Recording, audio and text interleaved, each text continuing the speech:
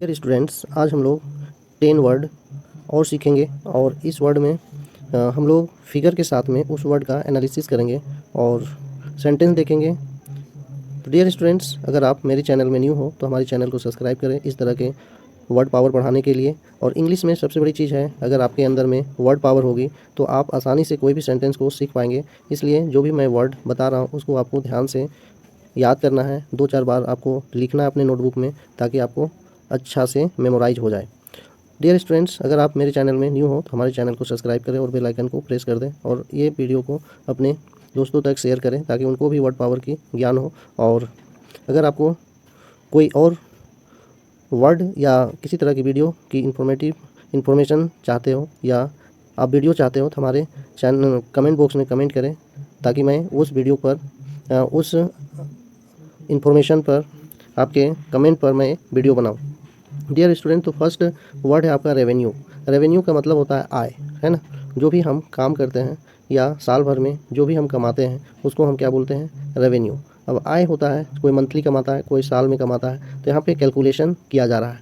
यहाँ आप देख पा रहे हैं, यहाँ पे कैलकुलेशन किया जा रहा है और ये कैलकुलेशन से आप समझ सकते हो कि अपने इनकम के बारे में गणना किया जा रहा है।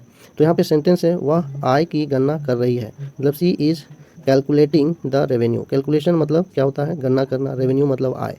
अब यहाँ पे ये अगर टेंस की बात करें तो ये कौन सी टेंस में है, आपका प्रेजेंट कॉन्टिन्यूस टेंस में, है ना। ये कौन सी टेंस में है, प्रेजेंट कॉन्टिन्यूस टेंस में। अब प्रेजेंट कॉन्टिन्यूस अगर नहीं जानते हैं तो हमारे प्लेलिस्ट में जाएं, वहाँ पे चेक करें, हम बहुत अच्छी तरह से वहाँ पे बनाए हैं और उसको देखें, आपको पूरी तरह से समझ में आएगा। अब सी के साथ मैंने क्या बताया था, वहाँ सी के साथ में इज का यूज करने के लिए बताया था प्रेजेंट कॉन्टिन्यूस टेंस में। इसके बाद V4, है ना। कॉन्टिन्यूस में सी और ही के साथ में ईज के बाद V4 का यूज करने बोले, तो यहाँ देखो सी है और यहाँ पे ईज है, उसके बाद कैलकुलेटिंग आपका V4 है। तो ये आपका प्रेजेंट कॉन्टिन्यूस में भी है। तो इसका पहचान क्या है, सी ईज कैलकुलेटिंग से आप पकड़ेंगे क्या कि ये प्रेजेंट कॉन्टिन्यूस टेंस है। डियर स्टूडेंट्स, अब हम आगे देखते हैं। आगे की वर्ड है प्रॉफिटेबिलिटी, ठीक ना। प्रॉफिटेबिलिटी, है ना। प्रॉफिटेबिलिटी। अब यहाँ पे 2 वर्ड से बना है, कैसे, तो आप देख सकते हो। पहला है प्रॉफिट, है ना। पहला क्या है, 2 वर्ड से मिलकर बना है। पहला आपका प्रॉफिट है ना, प्रॉफिट और उसके बाद एबिलिटी, है ना, प्रॉफिट एबिलिटी। तो 2 वर्ड से अगर आप नहीं जानते पढ़ना तो आप इसको तोड़ तोड़ के भी पढ़ सकते हैं। प्रॉफिट एबिलिटी, है ना, एबिलिटी, प्रॉफिट एबिलिटी। अब 2 वर्ड से बोले प्रॉफिट एबिलिटी, है ना, मतलब लाभकारी, है ना। अब लाभकारी क्या है, अब देखिए समय के साथ लाभकारी बढ़ती है। अगर फर्स्ट में अगर कोई काम आप करते हैं तो वहाँ फर्स्ट टाइम में आपको थोड़ा लाभ कम मिलता है, उसके बाद समय जैसे जैसे गुजरता जाता है तो क्या होता है, आपका प्रॉफिटेबिलिटी बढ़ती है, आपकी लाभकारी, आपकी आमदनी बढ़ती है। तो समय के साथ लाभकारी बढ़ती है। प्रॉफिटेबिलिटी इंक्रीज ओवर टाइम, है ना। अब यहाँ पे नेक्स्ट वर्ड की बात करें तो नेक्स्ट वर्ड है आपका वोलाटिलिटी। ये भी आप 2 बार में प्रोनाउंसिएशन कर सकते हैं। ठीक ना, वोलाटिलिटी क्या बोलेंगे, वोलाटिलिटी। अस्थिरता मतलब उथल पुथल होते जो रहता है, कभी ज़्यादा हो जाएगा, कभी कम होता है, वैसे चीज़ को हम अस्थिरता बोलेंगे, जिसकी स्टेबिलिटी नहीं बनी हुई होती है। तो ये अब इसका सेंटेंस देखते हैं, जैसे volatility of the sea wave, ठीक ना। अब समुद्र में लहर ऐसे ऐसे आता है ना, तो ये आपका लहर है, कभी ऊपर चला गया तो कभी नीचे आया, फिर ऊपर चला गया तो कभी नीचे आया, तो ऐसे को वोलाटिलिटी बोला जाता है, वोलाटिलिटी। अब यहाँ पे क्या है, volatility of the sea wave. Wave का मतलब होता है लहर, है ना, और सी का मतलब समुद्र, ऑफ मतलब का के की, ये तीनों सेंस में यूज होता है, का के की। वोलेटिलिटी मतलब अस्थिरता, तो वोलेटिलिटी और क्या है, समुद्र की लहरों की अस्थिरता।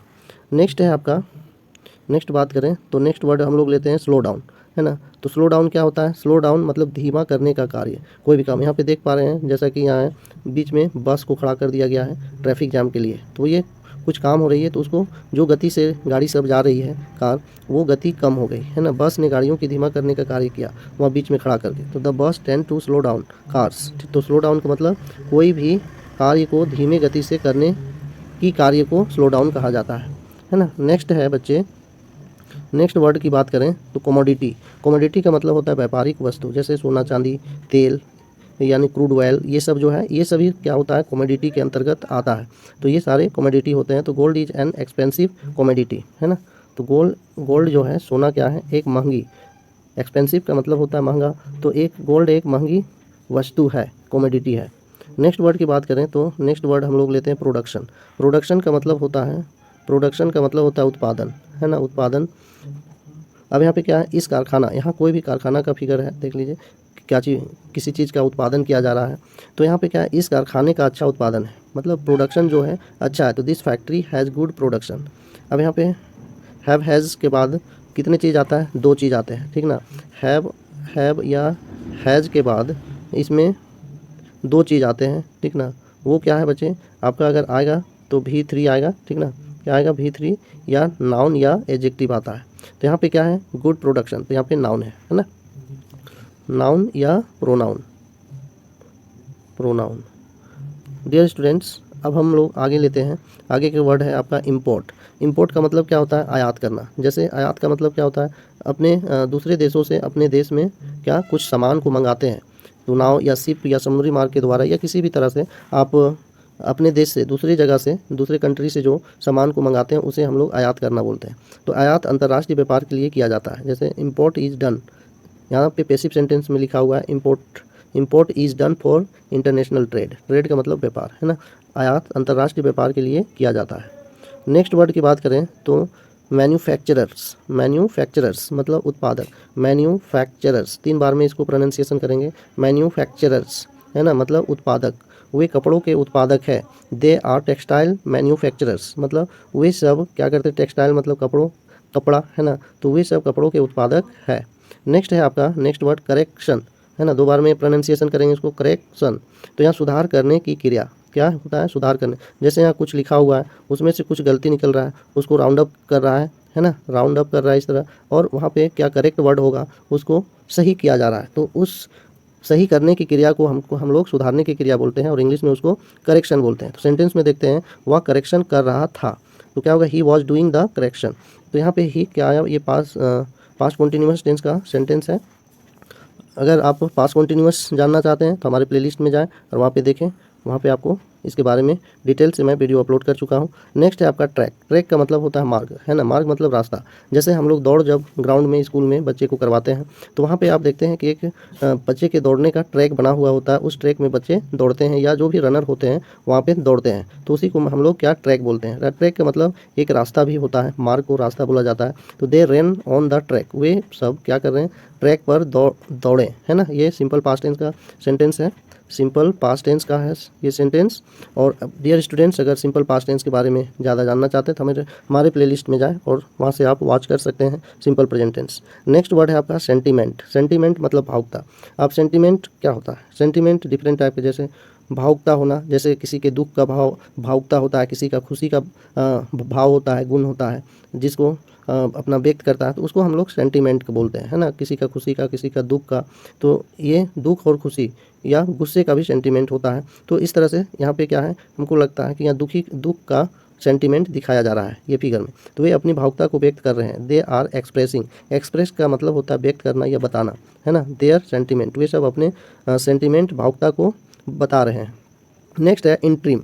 इंट्रीम का मतलब के बीच में, है ना, के बीच का समय, मतलब 2 किनारा है, तो ये जो जैसे सुबह से लेकर के शाम 5 बजे तक, है ना, तो इसके बीच में मान लो 10 बजे 12 बजे जो भी इंसिडेंट होते हैं, तो वहाँ पे आप इंट्रीम का यूज कर सकते हैं। तो वह बीच के समय में झपकी लेती है, ठीक ना। She takes a snap in interim time, है ना, मतलब बीच में, मतलब वह बीच के समय में झपकी लेती है। सी टैक्स वह लेती है, या ये कौन सा टेंस में है, तो ये आपका सिंपल प्रेजेंट टेंस में है।